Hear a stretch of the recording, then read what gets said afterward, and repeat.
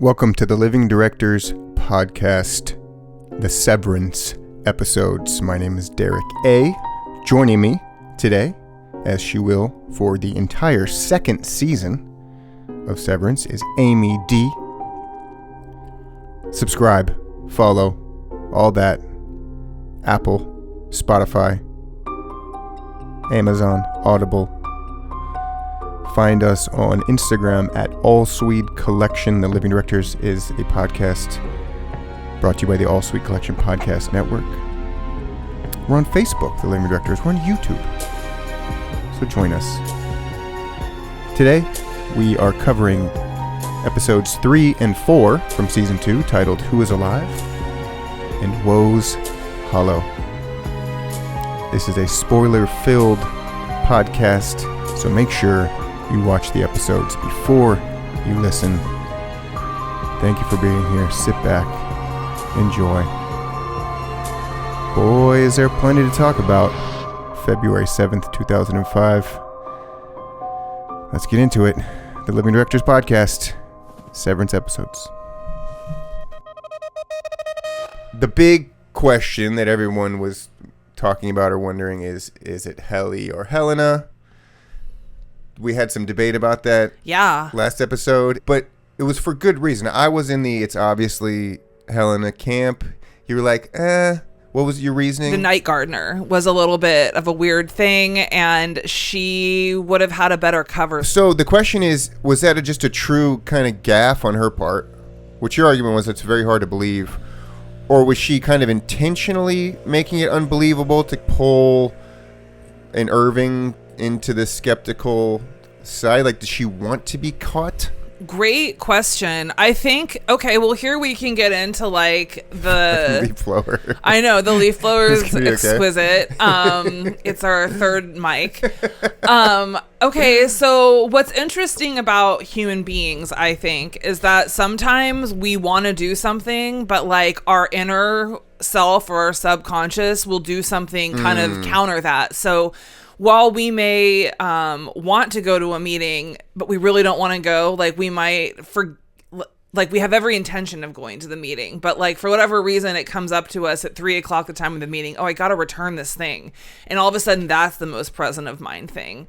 So it's interesting because her intention might have been, I don't want to get caught, but like we do want to get caught at some level. We don't like being dishonest with our fellow, friends. Sure. And I don't know if I don't know if that's the reason, but I do find that interesting that like whatever the case may be, like she did want to get caught on some level. She must have, because, we see the brief relationship with her and her father. I mean, we know this is a straight up dictatorial, godlike top-down institution that they've built here, to where every little tiny detail is meticulously thought out over 100 plus years now. Yeah, it doesn't make any sense that there wouldn't be a very thorough by the book story, right? From exactly. Her. Okay, let's start with episode 3. I'm going to make it a point not to just list the series of events, but come up with some kind of big. Oh, that's big great. I want to talk about Cobell's car. Okay. So this gets into some really interesting theories. I haven't looked up a ton of theories, but this is one of them, though. Cobell is the manager of this very important floor. In theory, you'd think she'd be like a millionaire, based on like the seriousness of what this work is. But she's driving this crap car. We don't know technically what year it is, I don't think, but we know that the newest Lumen CEO started in 2008, so we assume it's kind of the present. It's around the present. It really doesn't even matter what year it is, because her car is just junky. Like it could honestly even be like the nicest model of car, but her car is not well taken care of. Well, it's a crap model. But the junkiness too. Right, I'm just saying it's like I think what's more salient in this moment is not the model and make or year. It's that like it's a piece of shit. Okay, I get that's even a separate point. I'm focused on like the model and make, and also it has a tape deck. This is theoretically 2020-ish. Right. As a tape deck. When you look at the whole Audi world, it's all pretty drab. Yeah. Like not just aesthetically, but like technologically. Right. Right? Right. So we know when the company started post-World War II, like 1865. So there's a theory that this is a reality and where the South won. Oh. And as a result, you know, certain progress isn't made through time. Okay. Because of their overarching ideology, and, you know, that's a big topic right now today. Right. So just like it's just low tech. Right. When you look at the inside of Lumen, even the technology for the Ennies Horrific. It's like doing something that's it is. It's horrific. But Helena does whip out an iPhone, I think, at the end of... And they also have Severance. I mean, I do like the thought that, like, you know, if conservatism reigns in America post-Civil War, you know, it's just a more Luddite reality. Right. They don't really care bring about the jobs back here. Unification toward progress. Whatever do you mean? So I guess I just wanted to wrap that into Cobell's car, that theory. I think that is all a very good point. And then also I think of like not top ranking Scientologists, but like the ones that like work their way up and like the Sea Org and stuff, like they don't necessarily have a lot of expensive stuff. And I think there's also this like real, I don't know, it just seemed like when she was in her own like altar or like her own personal sort of like home that she was destroying, that first of all, that was home provided by Lumen. Yeah, and those neighborhoods I think you even mentioned are all pretty blah. Yeah, and but it's like none of it's hers, and so maybe it's like we're going back into a time in which like this car was what she owned. You know what I mean? Like these are the things that actually belonged to her before she got involved in Lumen, and so like no, there's nothing new has been provided to her since she's had the job. Right, like it's all like this is on behalf of Lumen, and like as long as you work here, like you have this lease, you have this whatever. Which, by the way, it does remind you of like a Russia. Yeah. You know, which is where we're headed now if we continue on this path for the next 4, 5, 6 years. Can't wait. Yeah. So, yeah, that's fascinating. I'm sorry, did you say 6 years? Sorry, 60? No, okay. No. I was just, I was thinking anything past 4 just sounded really wild. That's all. No. Go on. I'm forever? Sorry. Yeah, forever. So, okay. So that's a nice kind of thought to run with moving forward. Into the kind of suspicions of Irving around Helly. We see it from the beginning. Or I guess from when she mentions the Night Gardener. I guess he wasn't suspicious before then. Yeah. I think, though, what we get... Okay, so like I said, I watched episode 4, then rewatched part of episode 3. And what was interesting about that is Irving has this, like, preoccupation with the black, like, void, right? And then they sentence him. The hallway. Yeah. But then they call it exports. Right. When they're in the O&D, she calls it exports, and she kind of gets a little bit like, oh, where have you seen that before? So there's something, and when you think of exports, I was just thinking in terms of like soul export or like any export, or, you know, some sort of like, it's a really hygienic way of describing like killing someone off, right? Yeah. And I just thought that like it's very interesting that Irving sort of has this thing built in him that he is obsessed with the export hall. He doesn't know what it is, and this is his way of going out. And literally Lumen leaves him out in the cold that night, and I think it's just like he has had it at that point. And he sees that sort of like half-sized demonic woman in Helly's spot. She's the temper woe. A gaunt bride. Yes, she was, you know, she's fabulous. We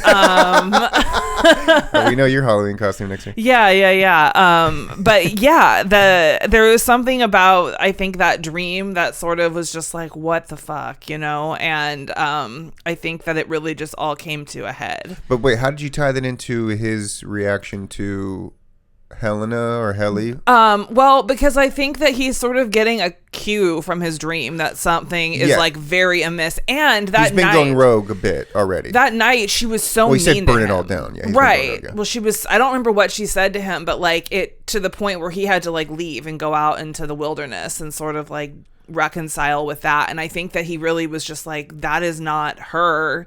I have all these clues. and it's not her. And I think that he has, I don't know this obviously for certain because we're all sort of in the dark here, but I think he's probably met that demise before. Right. Because he can see it, and he's obsessed with it in his dream. Yeah, he experienced it before, whether it was a previous any, because keep in mind, the same person could have multiple any lives, you know? Mm-hmm. Either previous any, or I guess it would make sense for his Audi to be down there. It makes more sense that he had a previous any that died. Yes. So his any went through the export hall, and now he's come back as another new any. Mm-hmm. Well, since we're talking about that, we'll sprinkle in some just huge questions that apply to the entire show. This whole concept of what they know and what they don't know, I know I brought it up a little bit before. Yeah. I almost think it's a little bit of a loophole in the show. Like, they don't know what snow is, what the sky is, what fire is. Right. And by the way, we'll talk about their, like, lack of reaction to seeing these things for the first time. Yeah. It's like, oh, that's what it is. Like, you'd be out of your mind. Right. Like, the whole show should just be like them reacting to seeing fire for the first time. I have a theory as to why that could be, which is like they're in a simulation. I don't know why I think this, but I was like, because of their lack of reaction and because of them seeing themselves. You're talking about seeing their twins or their doppelgangers? Yeah, there was all these reasons for it, but I was like, oh, this feels so simulated. And like they wouldn't know because they're innies. And also we do have like a natural instinct to not be like super amazed by things that we've seen before, even if like we can't recall seeing them before. But I think it was a simulation. Okay. I guess maybe the not like absolute paralyzing wonder at seeing fire for the first time, maybe that's a result of going back to what they know and don't know and like what's in their subconscious and what isn't. It's like all those things are still in their subconscious. I mean, technically as innies, they have their whole Audi subconscious in there somewhere. Right. I'm just like on one hand, like Irving speaks very eloquently, and he knows what a gardener is, but he doesn't know what the sky is. And that applies to all of them. Well, also, okay, let's also consider that group of innies were incredibly stupid. Like, the ones that didn't know what the sky was and that would have been amazed by that stuff. The main four didn't technically know what the sky was until episode 4. That's true, right? I guess. Dylan was like, I knew there was no ceiling, but this is crazy. Right. None of them know what any of it looks like, but like, Right. they're still all intelligent in a certain way. It's just, I don't think that it can really be explained. I think the show has to move on without really kind of explaining. Right. I think that we had to get to the plot points without exploring like how cool they think. I mean, as much as that would have been like, that would have just been a different way to manifest that show. And that gets into kind of the quality of the writing this season that I'm kind of a little back and forth on. On rewatching episode 4 today, I did like it a lot more than I did last night. But I think part of it is that like season 1 captured a kind of realism in their reactions to things, I think, and their unknowing of things.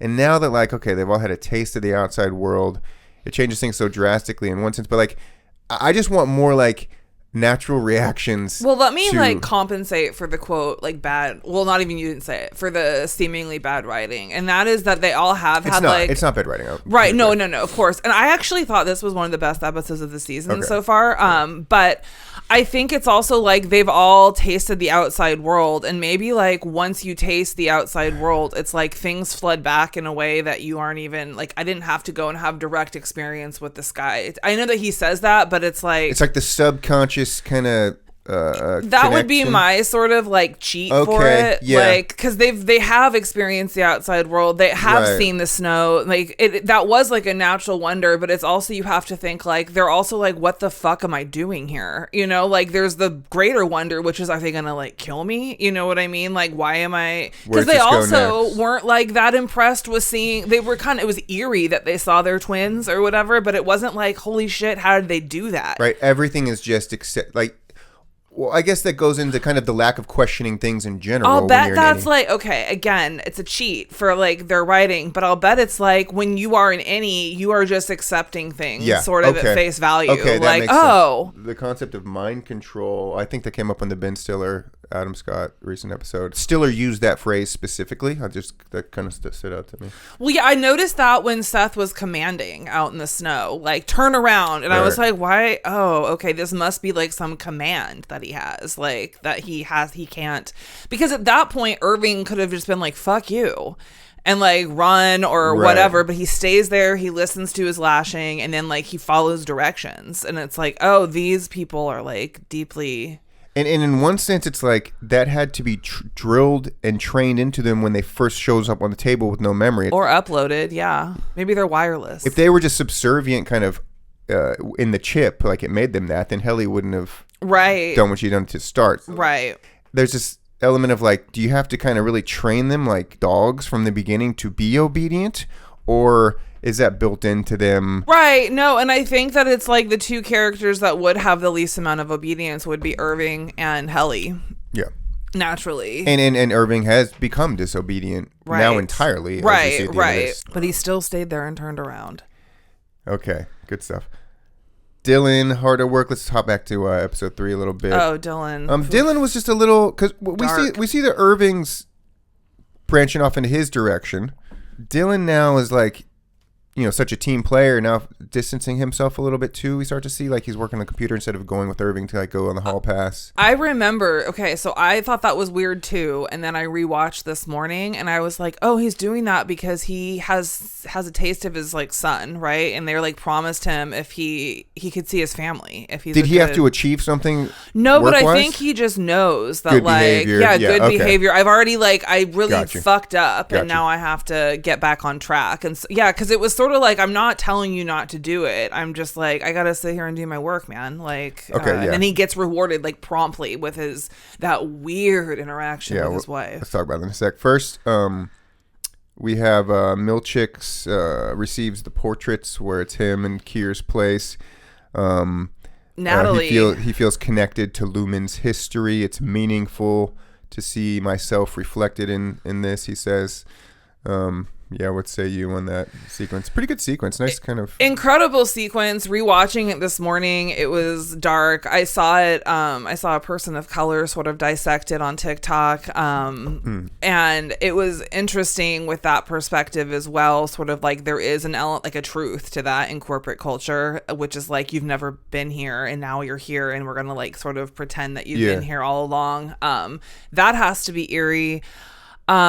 I also don't know if it is meaningful because it's like there's no sense of authenticity from Milchick. Like even his dancing, while it was like really good in that like jazz episode, it's like that didn't even seem authentic. It seemed like this performative sort of... What is his motive? Who is he? Great question. I mean, great question. There's lots of... That's a great question. There's so much backstory. I think I guess that's what allows this show to go on, because they already signed up for a third season. So like that's kind of third, fourth season stuff, I guess, if it goes that long. He rides a motorcycle. Yeah. Like which I think they're like, that was really intentional. Like, why wouldn't he be on a car? Like there's some really intentional things they're doing there. We see, I mean, we could really go in some directions with the DEI culture right now, or anti-DEI culture, and this sequence in the show. Yeah. It's like it's ultimately the institutionalized white man is in charge, and we might put a black face on something.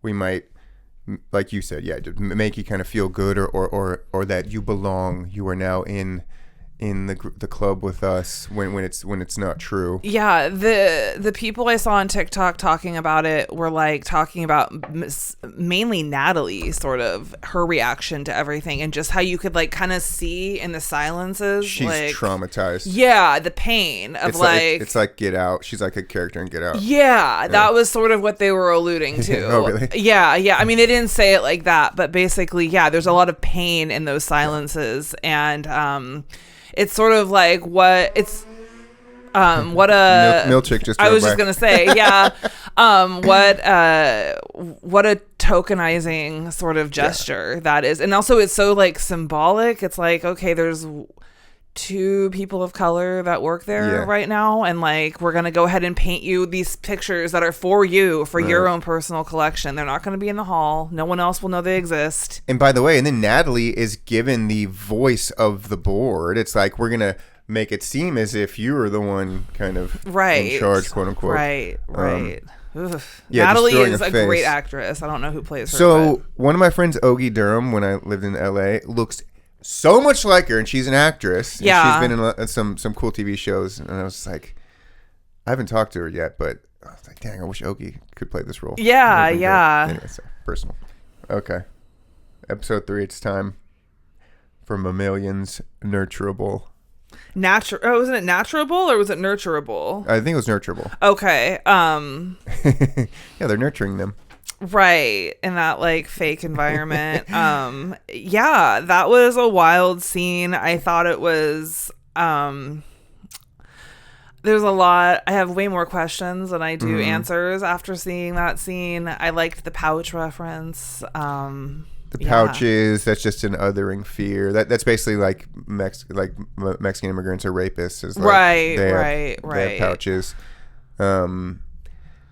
We know that they don't abide such fripperies there. Right. Well, clearly. Clearly. Fripperies. Yeah, I don't have like a ton. I enjoyed it. It was enjoyable. It was cool to see the other characters with their kind of headdress. You get that old kind of, shepherd from, 15th century shepherd vibe, or tribalism, the, old Nordic stuff maybe. I don't know. Nature versus industry is a huge theme that goes all the way back to Gilgamesh, which is basically the first kind of origin story where it's like man first started developing cities 6,000 years ago, and this kind of transference from the forest to a community. Him and his Chewbacca just sort of like traverse. Well, I mean, it's just kind of what it seems like. Is like it's him and his like furry counterpart, like he has a brother that's an animal. And wait, who? Isn't Gilgamesh? Doesn't he have like an animal, sort of like a big, huge, like monster sort of brother? Not big, huge, but in the actual text, it doesn't say. It's just one of them is it's Enil and shit. I got it right. It's been a minute. Yeah, but they're like kind of twins that are equally powerful. Or brothers, but one's more animalistic. Yeah, one's for the forest. That's what it was. Yeah. For some reason, I interpreted that as Chewbacca, but like just like some sort of like furry man. But no. He's for the forest. Yes, for the forest. It was really interesting too how it like so the hills with the goats sort of evoked like Scotland or like an older like Northern Europe. Yeah, and it's like the paranoia surrounding the group's meeting is like it just sort of seemed like a like an otherization, but also I don't know, like they were sticking together like a tribe. Like they were more tribal, I think, than O and D were, right? Like I think they're all tribal though. That's a good point. Yeah, each one. I think the point is that. And they're all supposed to be afraid of each other, but they all work at the same place. And that's the real world. That's America. It's like we want to put people in their tribes so they can be afraid of each other and think that they have pouches. I don't even think that's America. I think America exploits that. Oh, sure. But I think that it's like that's a natural, a natural instinct, which is something that like we seek to override. Right. If we're not, Yeah, I mean, there's the constant kind of just simple references to Christianity and like. Goats are demonic in nature, and then we think of this, going down into to the basement for this. There's a few hell reference. I mean, her name is Helly, for Christ's sake. Yeah, definitely with the red hair. Right. And then there's some other kind of overt Christian metaphors from the top or references from the top. Let's just jump around. Let's get into that. Campfire story in episode 4 where we find out that the current CEO Egan, or is it Kier? Oh no, Kier Egan, the OG, had a twin brother named Dieter who basically became dissolved into nature because he masturbated. Shame has come up in both these episodes at the very end of episode 3. And then here we're introduced to shame again, a very kind of Catholic thing, right? They're always taught to be living in shame, and masturbation's one of those things. I think like on a more like metaphorical level, like masturbation is just like not working well with others though. It's sort of like reveling in your own sort of pleasure to the point that you're not like willing to, you're like so good at that you're like, I don't need anyone else sort of. There's like, but sexually and like on a very like primitive level, it's obviously like spilling your seed into the, which is interesting. They say that. What's that line? I thought I wrote it down. Oh, yeah, spilt his lineage upon the soil. That was, like, incredible writing. But you sort of have, like, a similar thing that you wrote into the story of Ignis, which was, like, you know, only it went down the toilet, which is even... There's a reason it took 9 years to write that thing. Right. And so, like, I think that there's, like, some really... I think that's great, you know, imagery as far as, like, what it's doing. But, Dieter, you know, it kind of gave, I mean, not that we didn't have any inkling that they were Germans to begin with, but now we really know. God, I connect to the show in some perverse ways. That story,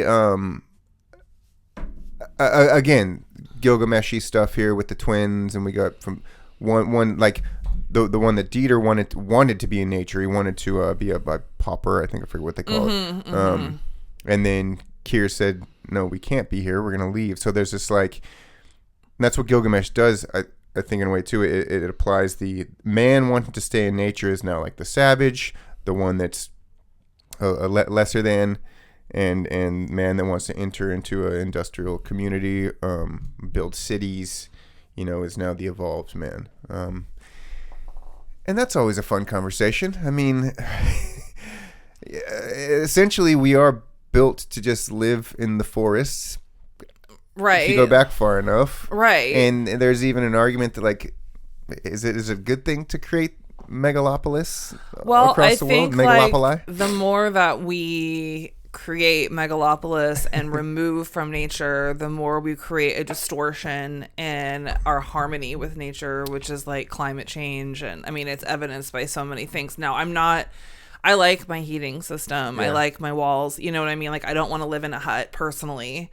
But that doesn't mean that like, I shouldn't. You know what I mean? That doesn't mean that the world would potentially be like a more harmonious and healthy place if I were to sacrifice my luxuries. Well, and then we get into the whole computational aspect of that being kind of a maybe not the end game of industrialization, but now here we are in this digital world, and we see these rudimentary computers that are out in nature that Irving stumbles across when he leaves. Do we want to call it industrialization or Zionism? You know what I'm saying? Like, I don't know. We'll find the right word.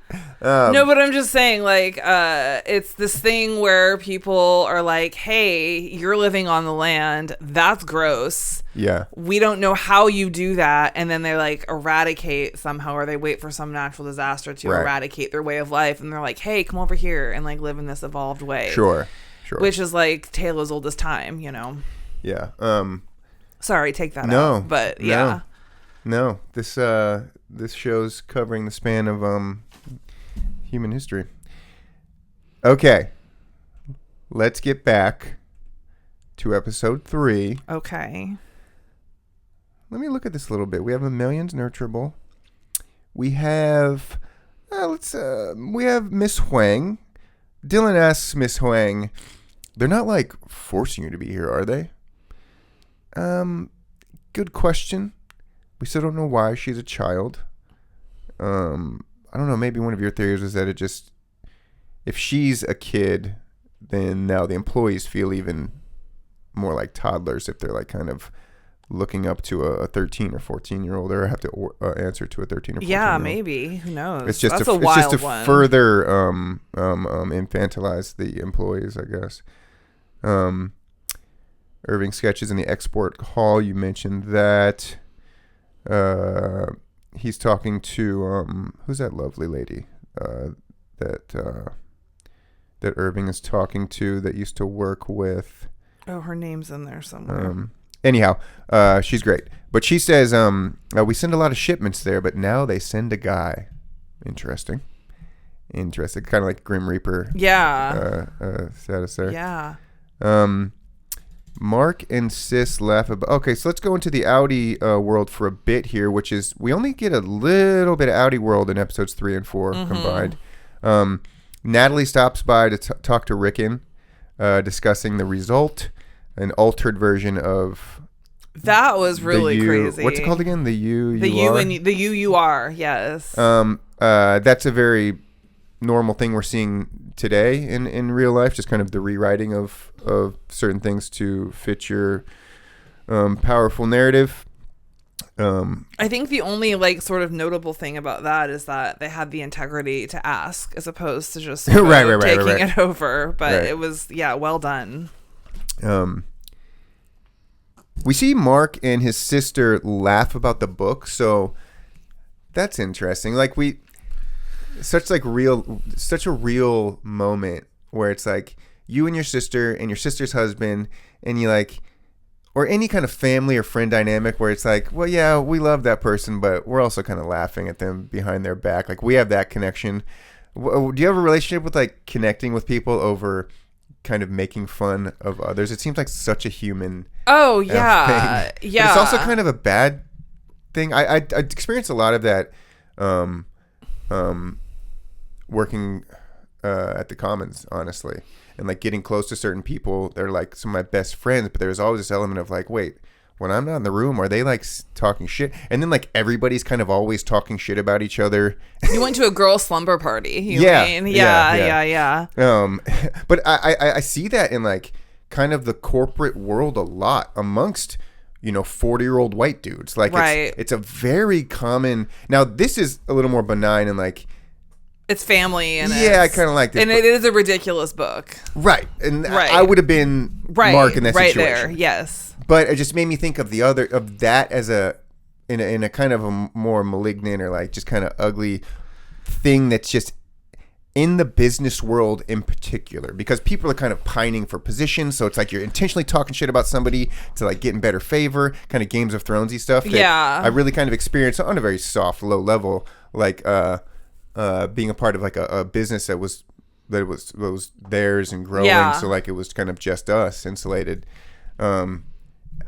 Took me in a different direction. It really doesn't have much to do with that scene. Gossip is like this really great way to build bonds with people. And so it's like, as much as you really probably should abstain from, or shouldn't, I wouldn't say should, but like it's probably better to abstain like morally from gossip. Like you feel better about yourself when you're not like talking smack about someone. There is this like real value to it where people, you can like curry favor with people, or you can sort of, your perspective can be shared in this sort of weird way.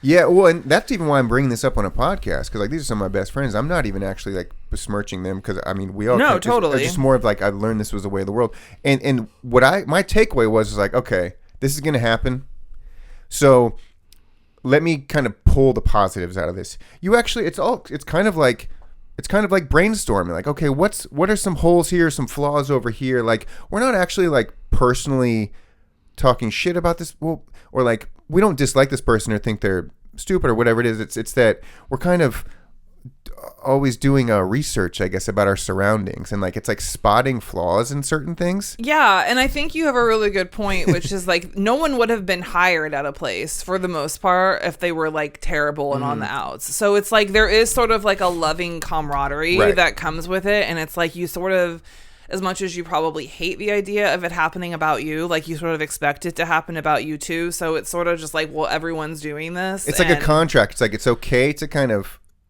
make event. Fun, or when they're not there, and then now when everyone is in the room together, you're loving and very nice and fun, and it's like and it's and like people describe that as fake. Usually, it's like you're going to be fake to me. That's probably the realist. I just kind of threw that word out of the window. Fake. It's like, no, this is actually ironically kind of a healthy way to move through, because look, you see it in family dynamics all the time. Like family members are most critical of each other out of anybody. Right. Well, I'm a weird masochistic kind of person in that I like would prefer someone to just like say it to my face, but like that doesn't mean we're gonna be cool afterwards. So I understand why people don't say it to other people's faces, and you can sort of diffuse it through humor with other people.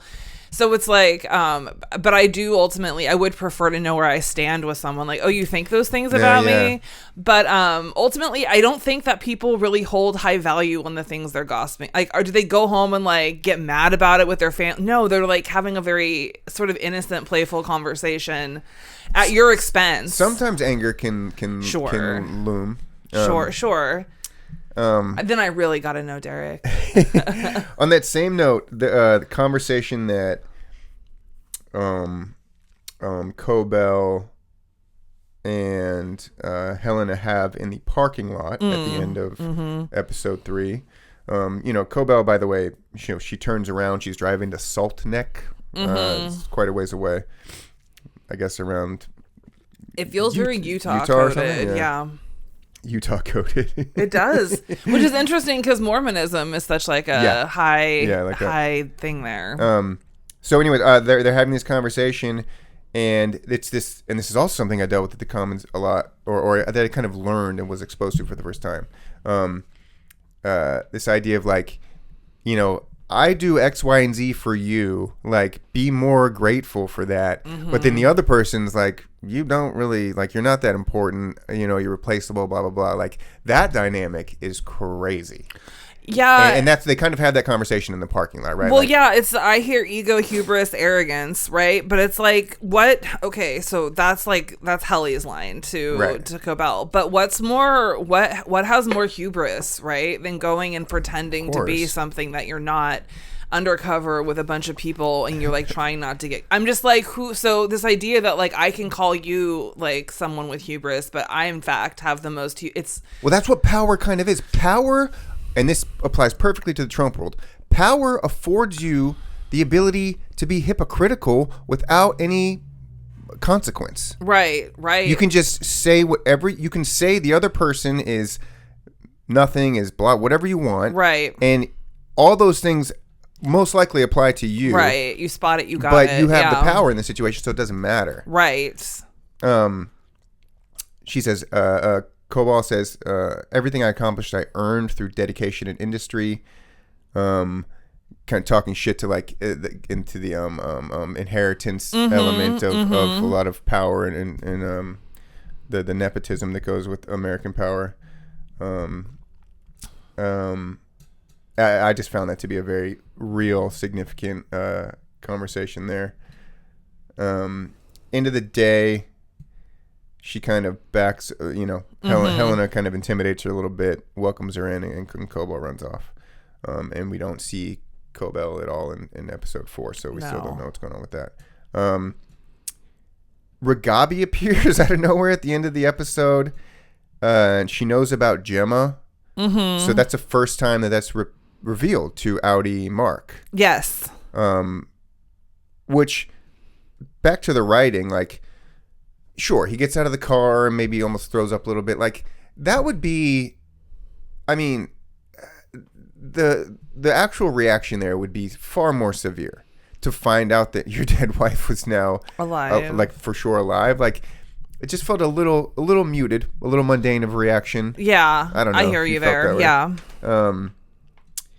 And then Mark, she puts Mark, connects him to some machine waves and frequencies. He has to think of shame to kind of connect to his any. And then the frequencies overlap, and he's kind of in both worlds there. That cuts, and then we have no explanation of that. So episode 3 is still kind of hanging. But we do have a hint of that having happened when he's sleeping with Helly, and his wife's face sort of cuts through. When did that happens in episode 4? Right. Oh, okay. Right, but I'm just saying they don't really reference it again. But there is sort of this like, it happened because he's having the like the link up where it's like, oh wait, this is the last time I did this was with her, and now I'm doing it here, and gotcha. And yeah. Okay. We're gonna take a quick break, and we'll come back and we'll dive more into episode 4. Cool. Okay. Anything else from episode 3 that we didn't mention that you wanted to bring up? Are we good? I think we're good. Milchick stores the portraits and he like turns it to its side. I didn't notice that. Okay. But something's going on there. Yeah. Okay, let's get into Woe's Hollow. Really beautifully shot. I loved it on rewatch. I'm kind of like that with these shows. That my first watch, I'm going to be kind of pretty critical. Mm-hmm. Let's talk about that first. Did you watch Lost ever? Yeah. So I didn't, but I know enough about it. I think I might have watched a few episodes in there. But I heard someone else bring this up when I had this thought before I heard someone else bring this up. Mm-hmm. Is that this type of show, this kind of like, what is reality, what's going on type of show? Mystery box? Yeah, that's what J.J. Abrams calls it. Oh, okay. Yeah. It can be tough to pull off, and like the expectations get so high, and it's been a little bit of a thing for me this season, because it did feel like season 1 was pulled off so flawlessly. And first seasons of shows just have an advantage inherently that any season beyond that, right, it's not going to have. So it just has me a little like, I'm a little disappointed kind of just inherently at each episode. It's nice that, though, going back and rewatching them, you get to kind of see the real quality of Well, these it's things. hard because you have so much wonder in the first season, and then it like lingered for 2 years, right? Something like that. And so you have all these like payoffs you're waiting to see, and you're just not going to, it's only 4 episodes in. They're not all going to pay off. And well, it's just like, I guess with the Lost thing, it's like there was kind of a disappointment at the end of that for some people, for a lot of people. And I gotta worry about that with this show a little bit. Like it's a hard plane to land. Now that our expectations are so high. That's a great metaphor, considering we're talking about Lost. Anyhow, okay. We actually have episode 4 up on the screen right now. The cinematography is amazing. Out in the snow. We mentioned their kind of lack of reaction to seeing all these things for the first time because I guess they just don't really have time to focus on this gorgeous setting that they're in. This was all shot. This was all real, by the way. There's no CGI here. Oh, wow.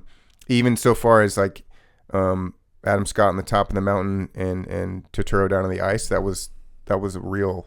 He was really up there and he was really down there. Yeah, but once again, this idea that like Irving is like visually and sort of symbolically on thin ice, right? Ooh, I like it. You know, and like that's how it starts out. And Mark is up on that cliff, which is exactly like the Keir painting, which is a ripoff of a classic painting. It's also just like truly, if we want to get into like the esoteric of it, like the 0 card of the tarot is the Fool, and he's just on a cliff's ledge, and that's Fool, huh? Yeah, it's the first card. So we were specifically taught. I did an environment and lit class where we saw the painting. I forget the name of it. Wanderer or something maybe. Very famous painting of just a man standing on a cliff overlooking a huge kind of mountainscape or valley. And it symbolizes or represents kind of man's kind of dominance of nature or trying to conquer nature. I am above nature, which ties back into kind of leaving the forest. Which is rather foolish, wouldn't you agree? There you go. Yeah. Oh, this podcast is getting good, Amy. Okay. Here's what I want to talk about, though. Okay. Question. They're in the middle of this. Now, like you said, this could be a simulation. Then maybe even is likely that this is a simulation. But if it's a simulation, okay, now I'm going to back on my own thing. Then how is he confronting Helly? Because if it's a simulation, like Helly wouldn't almost die, and there wouldn't be like actual they would just simply quit the simulation. And... So let's say this is a real setting on Earth that they are now moved to. Are there? We have that whole thing like. They told Mark that he was out for 5 months, where it's debatable whether he was or not. But is there a third kind of blackout state? Because otherwise, their real Audis would have had to like go to this location knowingly, right? Mm-hmm. And then they wake up as innies in that location. That's possible. Yeah. The Audis, they're like, okay, Audis, we're driving out to this place. I mean, hypnosis, you can be sort of like in your third state, if like you're like in a meditation sort of like theta state of your brain. I guess what I'm saying is I want to know like, what did they know? Did the Audis know that they were going to this location? Or sometimes is there a third kind of blackout state where it's like, you're not an Audi or an innie, we've got you kind of blacked out so we can move you here, or we can maybe put you under like a comatose state for a few months or whatever it may be. Well, they said they had the permission of their Audis. So their the Audis know where they are. So it could have been we took you all here and somehow the process underwent, or like which isn't crazy that would happen. Or like that you agreed to it and then we put you on like a really high dose of Valium, something where it's just like you're knocked out and your memory is going to be kind of messed up, whatever the case may be. I don't know, but there's possibilities that could have happened where they consented to it but also have no idea where it is. Yeah. But also, if it's called Woe's Hollow, right? What's it really called? Because why isn't Woe's Hollow on like a map? You know what I mean? Like, what is? Yeah, no, they're making up their own reality. Right. This is like in Canada or something, as far as we know. Okay. Or who knows where this is? Right. Well, okay. So just for like, just to sort of like provide context to what you just said, like we're on like Machupta land, right? Like in theory, or like, and before that, it was just like Earth, but like this is. Nord, or you know what I mean? Like we have all these different overlays of names for stuff depending on the context of the tribe. So I just think that's interesting too. They put let's go back up to the list actually. First time reactions. Okay, we talked about that. Their reactions being okay, right. And here's the VCR, which would go back to our idea that technology is just kind of dumb, and they're all yeah. I think that actually is probably the most reasonable explanation for all of it, which is the technology is just sort of backwards. ORTBD. Do you remember what that stands for? Outing. Retreat. It doesn't matter what it stands for. You can look that up. Right. What I found interesting was that Milchick presents this as Lumen's response for their desire to see the world. So that's a constant common corporate theme. We're actually doing this for you because it's what you want, when it's obviously entirely self-serving and manipulated from the corporate end. Every single second of the day is essentially. Right. We mentioned the cool twin story. I mean, there's some good literature out of that. I could listen to Milchick read those around the campfire for a while. He mentions a fourth appendix that Keir wrote on his deathbed. Right. Made me think of, are there any kind of like famous stories that come to mind of like a famous author who finished something on their deathbed? Scientology comes to mind, which is like you get up the ladder or the bridge or whatever it's called, and then you're clear, but then it's like all these people got clear, and it's like, well, how else do we keep them hooked? And so then it's like there's RL or Ron Hubbard's like next opus or whatever, and then it's like he kept writing them until he died, I'm pretty sure. Okay. So he could keep people continuing to like cycle in money and giving them like knowledge, if you will. Shit, I wish I would have researched this before, because I'm certain that there are some kind of famous stories of classic authors who wrote something on their deathbed that I'm sure was lasting. In terms of the Luddite of it, that's also the who are the religious people that don't use technology? The Mennonites or the Amish? Yeah. So all these are just religious, whether it's Scientology, Amish, Christianity. Right. It's all tied into corporatism. But see, okay, but let's go back to the world in which Helly R, right? She's like an artist, or she's doing it's like that big, huge, I think it's episode 8 and 9 from season 1. And she has the big presentation about what it's like to be an innie. Mm-hmm. And it's like, those were like 9. Walls of like flat screens and stuff. So there also is this idea that like there is the in. Right. It's not like what oligarchs do. It's like there's the technology, there's like what's available for all the wealthy like people on the in class, and then it's like you get the TV from like my 8th grade experience. Yeah. So we know it exists, and we know that beauty, like all these things, they have all of that, but they're always very uniform. Okay. Yeah, it's intentional. We have the Scissor Cave. And the name of that cave. This is the cave that they're all leading to, or they're all told to walk to. The 4 tempers. I mean, this is really the focus here are the 4 tempers. Woe being the first. Do you remember the other 3? I think it's wrath or I'm not exactly sure, but what's interesting is I saw this whole like video essay on how the four tempers are one of the major themes in this show, and the puppet or like the characters that like dance at the waffle party. Those are all about the four tempers. Like each one of those represent one. And then they're like, I think even the characters represent one of the four tempers, which when you have four things, it's pretty easy to be like, well, this one's most like whatever. But it is interesting that 4 is this. Well, it's just a play on the 7 deadly sins. Yeah. Scissor Cave. I interesting name for a cave. I haven't really figured out what that's about. Okay, we're back to this whole, you mentioned their doppelganger guides. They're telling them where to go. Twins, doppelgangers, duality. I mean, this is just a major theme in the whole show from the beginning. Obviously, it's the mind body. I was looking up in this philosophy book here. Mind body, dualistic interactionism. I'm going to come up with something smart to say on all that, but I love the duality of man in general. Usually it's affiliated with mind-body. Here we have, I guess this show is a mind-body dualism in a way, but it's also body-body. Or it's like 2 minds, 1 body, right? I'd say 1.5 minds, 1 body. Okay. Sure. Yeah. But you are on something about the simulation, because if this is a real setting, literally, how are there other real... clones. We haven't talked about clones at all. Right, and it is interesting because both in the first season and second season, the openings have those, like, multiples of them as well. And sheep? Right. Oh, what are we doing? They're cloning. In theory, yeah. Okay, let's hop to this then. What's Lumen doing? We really didn't... I don't think we talked about our first episode. What are some of your theories? Do you have any?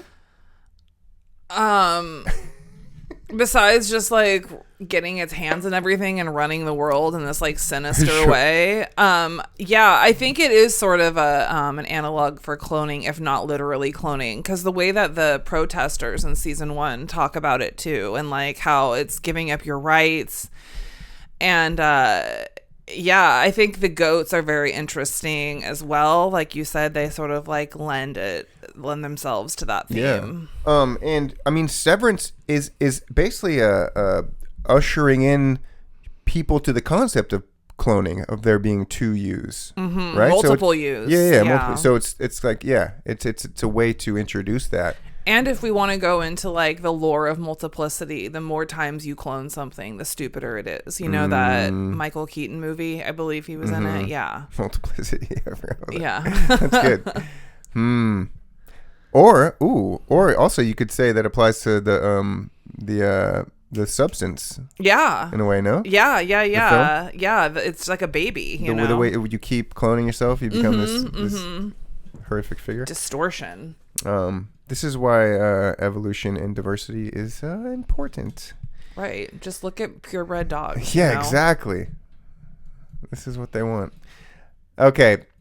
Twin situation. Yeah, I don't know who those other people are. I mean, clones or a hologram is the only thing that really makes sense, right? I mean, this is a big deal that there's another physical them there. Right. But it's also, like you said, I think the lack of reaction is intentional, because we have Ben Stiller, who's a great director, and we have some amazing actors. And you have to think that, like, do we react was like an actual question or direction. Right. At least at one of these things, like, oh, we're not going to react to seeing a double of ourselves. No, we're not. And did a little bit. Yeah, but it was like, really. Okay, Derek, if you saw a double, it's not like you're seeing snow or a mountain. Yeah. It's like, oh my God, that's me directing me into Woe's Hollow. Like, I would, I've seen lesser things on psychedelics and been way more, you know, like I just am saying I think that was pretty major, and they're all just kind of like, yeah, that's me, I guess. And then moving on. They get to the waterfall, to the campsite. Milchick says it's the tallest waterfall in the world. Very Trumpian there. Yeah. They have the nice tents and the fire and the food and their torches. Very nice little setup there for them. But that doesn't last long. Okay, here's what I wanted to talk about. This was really interesting to me. Okay. when Helena laughs at the masturbation story. Yeah. That's not Helly. That's Helena. Right. Again, back to the night gardener, the kind of, it's so dumb it has to be intentional. Why would Helena I think she's rebellious, dude. I think she's like, she doesn't really like what she's... No way. Then why would she be the one to go to infiltrate this whole thing? None of that makes sense to me. Well, the only reason I can think of is there's something going on with Marcus that we don't, as a viewer, understand yet. There's a reason why people are obsessed with him. There's a reason why his wife was like, quote, I don't even know, spared, or whatever the word would be.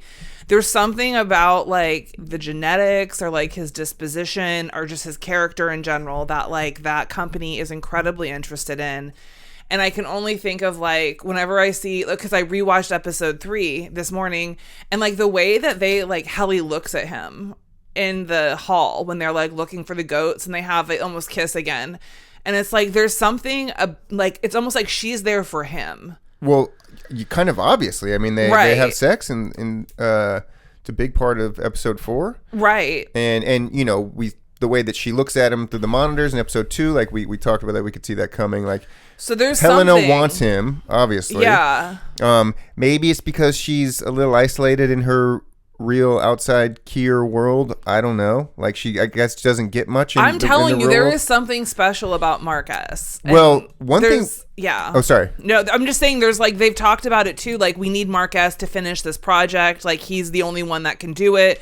Like, there's multiple dimensions of people speaking. And then you think about, they like lied to him. There is some like, he's almost like in a Truman Show where all these people know what's going on with him. And he's just like... Well, the project that we have not mentioned once yet that they bring up at the end of episode 2 is called Cold Harbor. They need Mark S. for Cold Harbor. Right. Cannot wait to find out what that is. We could... I want to start, especially as an English major, breaking down some of these kind of labels a little bit more in future episodes. So I'll do my best with that.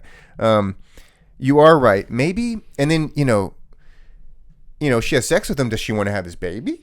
Right. Like, that's what I'm saying. Because that's, okay, truly, I think about, like, is there birth control? Like, is there condoms? Like, and... They don't have, I mean... Right, so, like, okay, I'm probably getting, like, way too in the weeds here, but it's, like, also we had the whole spilling his seed thing. So, like, it's present of mind. It's, like, is there genetic? Like, and if this is a cloning situation, like, genetics are of the utmost importance. And it's maybe Marquez clones best. Maybe he does, or maybe there's something about his genetics that like they want to see like what happens with his severance and when he's reunited with like his wife ultimately. Like I just think there's something about, and then also Helly is fully aware of what's like Marquez's mission within the any building, which is to find his wife. There's just so many things. If she liked him, then that'd be a way to be like, I'm gonna get that bitch out of your life.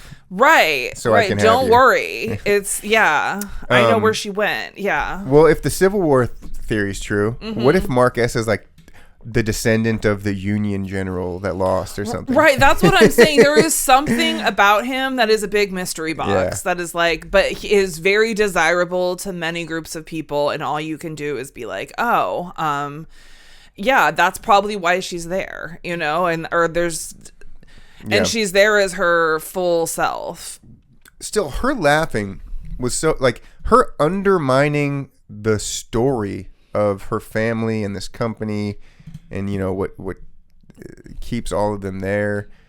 That was really interesting. Mm-hmm. It doesn't make any sense in one sense, but yeah, I guess we don't really know what her motive is. I'm just assuming that her motive is for the company in totality, and everything is intentional, even the seemingly dumb things, or even the seemingly rebellious things now, as Helena. Okay, but there's also this thing where at the end, they're like, turn her back on. And so, like, they're able to turn her on and off at will. Yeah. So it's like, we don't actually know who she is when she is, because she could be Helly in 1 second and Helena in the next second. Well, no, we know she was Helena this we whole know time. that, but it's like, they can turn her back. Do you see what I'm saying? They were against her will. Right. They can just do that. And so it's like, that's what I'm saying is like, how would you even know which one she is because she's both at any time? And maybe she has less power on the outside world than I'm giving her credit for. Maybe even though she's the daughter of the god, like she still has zero say. Like she's still just subservient to her father in every way. Just imagine Ivanka Trump. Yeah. Where it's like, what can she really do besides like, bend to the will of her father? Oh, so then that would lend to her being honestly a little rebellious as Helena in this world. Maybe it's like, right, like I don't want to be here. Never had any control really over her own life. Yeah, and there's also that scene where like she gets in trouble. Well, it's an act of rebellion to sleep with Mark too. Absolutely. It's like there's so many things, but it's like, okay, so she's getting yelled at by her father. Remember, he calls her all those names, and she's just like, "Yes, father." Yeah. So it's like that. Her innie is rebellious because, and her outie is super subservient. Her outie is probably very rebellious as well, but like is more controlled, maybe even than her innie, which is like honestly very paradoxical. Yeah. And the innie is showing just how rebellious she really is internally as an outie. Yeah. Right. Interesting. It's interesting. Who knows? This is good. We can just sit on points for a minute. Marshmallows. The marshmallows go bye-bye. Oh, so that would be an intentional reason for her to do that. She makes fun of the story. So it's just a reminder that like, oh, now the rest of you are getting punished. You're not allowed to have marshmallows. So it's her just triggering a punishment for the other people when it's not their fault. Yeah. But I loved I loved how serious he was about, you guys aren't going to get your marshmallows. And I was like, damn, he means business. And and what a crazy world that a marshmallow is like. No, that's the real world. No, absolutely. It's just a $2,000 bonus instead of a marshmallow in the real world, like, or it's your commission that you don't get or whatever. Have you heard of the marshmallow like experiment though? It's like sounds familiar. Okay, well, it's like a group of kids, like say 5-year-olds or whatever, and they're given one marshmallow, and then it's like, okay, if you guys can eat your marshmallow now, or you guys can wait 10 minutes, and we'll have 2 marshmallows. And it's sort of like to see how long you can delay gratification or whatever. Right. So I think that might have been an intentional move to use marshmallows. Infantilized all of them. I mean, in my opinion, as someone who is anti-corporate, anti-religion, they're all infants. Well, that's the Everyone idea. that steps in line, I don't care if you're in high management. It's like, then if you're in high management, you're like a toddler, not an infant.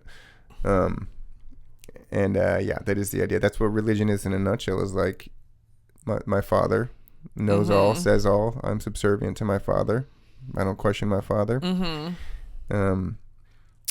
Okay, we're winding down now to the end of the pod. This has been good, Amy. This has been a good one. pod. Yeah. We have the love making. We have Irving that wanders off, falls asleep in the snow. Why do you think she left that morning? She seemed like she was in a good mood, and she was just like checking things out. And then Irving had a terrible night. Don't you, after you like hook up for the first time with somebody, you're kind of sowing your oats the next morning, out and about. You're getting coffee earlier. You're making breakfast. Yeah, it was interesting to see her as the one that was doing that. I guess it was kind of a role reversal. Yeah. Like, why would you still be there? Step. Yeah. Okay. I wasn't. Because the whole thing, and then Irving just like. Well, let's talk about the end. Yeah. Okay. Let me start with the nitpick. Why the fuck are they just standing there watching him kill her? Mark's in love with her, and he's like, "Oh, that's why I think." Because at the end, or once he pulls her out and she crosses over, they like get down there in like 30 seconds. I don't know. I'm sorry. Nitpick. No, that could be a nitpick, or it could be like one of those intentional things where like they're truly just under the control of. Yeah. Like I don't know exactly, but it's like. That natural life-saving impulse that he would have there was subdued somehow. Which is sort of how that works in real life too, like you put your life on the line for someone else. But that is interesting also because that is not what happened. His life was not on the line for Lumen versus risking it all to go and save like the damsel in distress. Have you heard there was a theory or a study done about how if someone needs help and there's a group of people, then they're not going to be helped by anybody, because it's like our nature is to look around for someone else to do it. Right. If it's just one-on-one, we'll help them instantly. Right. That makes sense. I forget what the study was called, but or something happened where like there was like a large group around like to watch someone like suffer and die in real life, and nobody helped. There's something to like humans, and that maybe that does tie into kind of the subservient corporate and religious nature that so many have, is like most people are afraid to kind of step up and stand out, even when they see a 5-alarm fire going. Like, people are too afraid to be the only one while others are watching. Yeah. No, I get that. You know, interesting psychology of human being. Like, then that's why heroes are so attractive to us. It's like they're the ones, the superheroes that stood out in the crowd, that actually went toward the danger and helped and saved the day. Right. Like, that's such a novelty for us. Right. Which is weird. Right.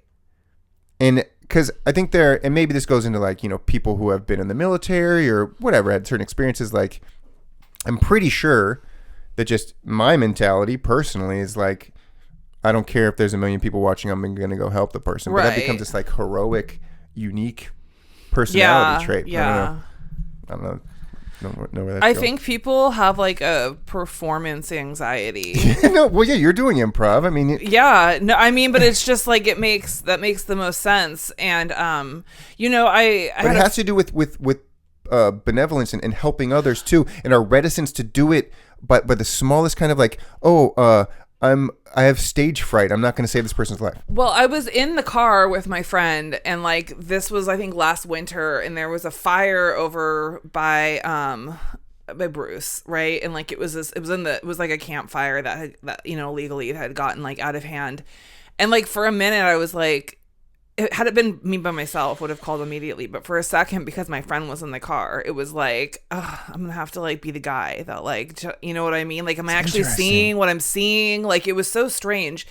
And I ended up calling, you know, obviously, and it got taken out immediately. But it was like, damn, this is just what you're saying, which is like, this is weird. Now I have to make this call in front of this person, and which sounds like so stupid. Like, who cares? But it's like, it was real, like real time. Like, this is weird. It maybe speaks to the conservative impulses of like, it's not my problem. I can't save anyone else. I can't help anyone else. I just have to worry about myself. Like, there's something tied in there too that's just innate to us as human beings. It's kind of a survival instinct. Yeah, I think we're not going to put our own lives at risk to save someone else. We got to take care of us first. I don't even think it's our own lives. I think it's our own egos, where it's like, oh, what if it's like this person's doing something and I like I slip on a banana on the way over to like help them or whatever, you know what I mean? Like, it's really, we have a real performance anxiety of just like being caught doing something stupid on the way to save a person's life. I don't know. So interesting. Damn. Okay. So Irving's walking off into the forest. Milchick says that, welcome to the forest. So it's that regression from, you know, city corporate life back into the forest, right? I thought that was, for me, that was a huge moment that I think might go overlooked by a lot of people. He tries to commit collegial murder. It's funny phrasing. And that's that. And we get to the end of episode 4. So my thoughts on like, they'll just wake up inside the building and he'll be escorted out of the building, because there is a part of me that still believes this is a simulation, but like they acted on their own will as much as they could. I mean, the fact Mark and Helly were able to have sex is that's right. They're always being watched and heard, no doubt. Right.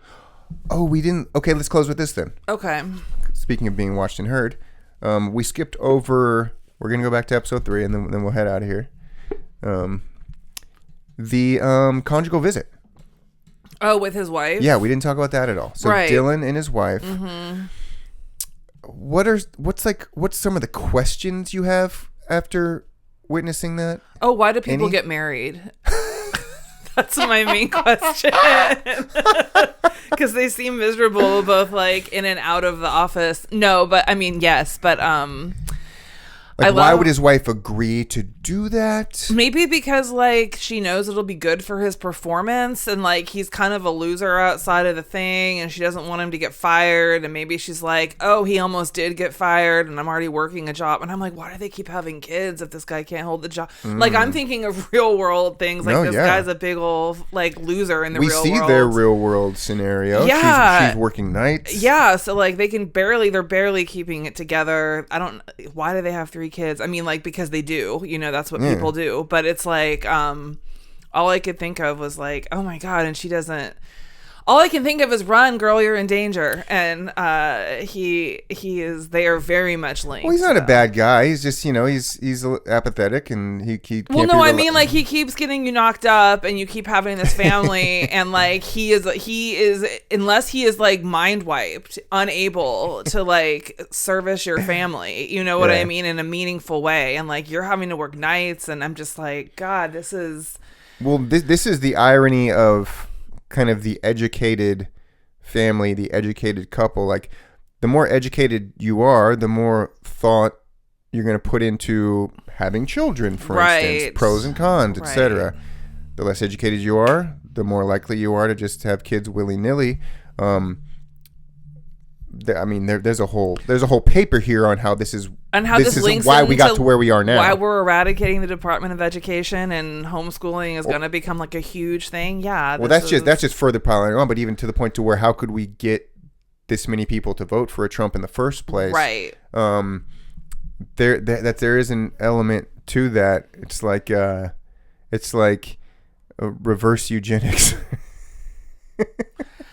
Hey, yeah. Making us, how can we get dumber and dumber? Well, no, it is eugenics because the more you keep inbreeding, like, the stupider people get. And it's like, I mean, we just have to watch Multiplicity to know that, right, Eric? So, Where were we going? Oh, yeah. Anyways, the conjugal visit, I don't know. Was that the pod I listened to, they found that sequence to be pretty profound. I love that actress. I thought she's an Emmy or is she? Award-winning. Yeah, she's been in some amazing shows. And she always plays these really, like, sweet characters, but they have kind of an edge.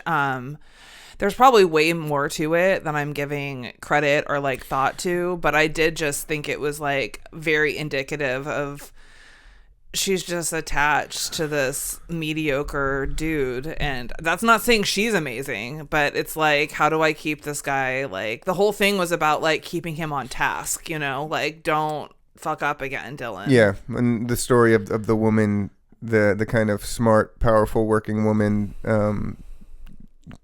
dealing with her kind of adolescent man, right? The man is kind of the child in the relationship.